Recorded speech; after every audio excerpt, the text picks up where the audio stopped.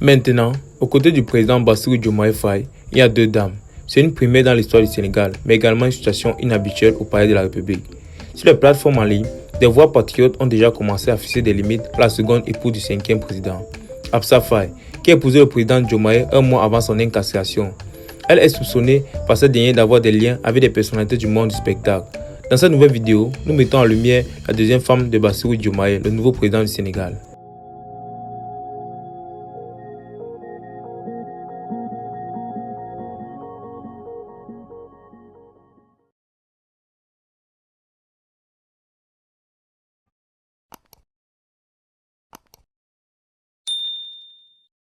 Contrairement à la première dame Marie-Conée Faye, qui s'est fait discrète, Absa Faye est une Dakaroise ayant vécu en France.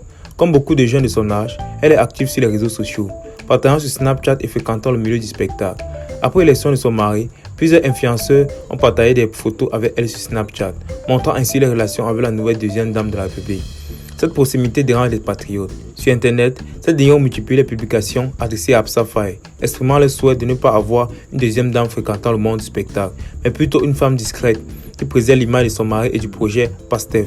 Devenue l'une des premières dames du Sénégal, les traces d'Absa Faye, la deuxième épouse du tout nouveau président, sont dévoilées par l'Observateur. À Dakar, sa ville natale, comme à Maran-Bouga, village d'origine de sa maman Fatoundou, un paisible village situé dans la commune de Diakao. Rares sont les personnes, selon le journal, qui connaissent la nouvelle épouse de Bassirou Diomaye Faye. La nouvelle de sa situation matrimoniale en tant qu'épouse du président de la République du Sénégal, ainsi que de son appartenance au village de Maran-Bouga, avait déjà fini de faire le tour des localités environnantes. D'après le chef du village, dit Kondou, Absa Faye est la fille de ma cousine, Fatoundou. Comme sa mère, elle est née et a grandi au quartier Bentali de Dakar. C'est d'ailleurs dans cette partie de la capitale sénégalaise qu'Absa, ses sœurs et leurs frères ont fait leur cursus scolaire. Il poursuit dans le quotidien.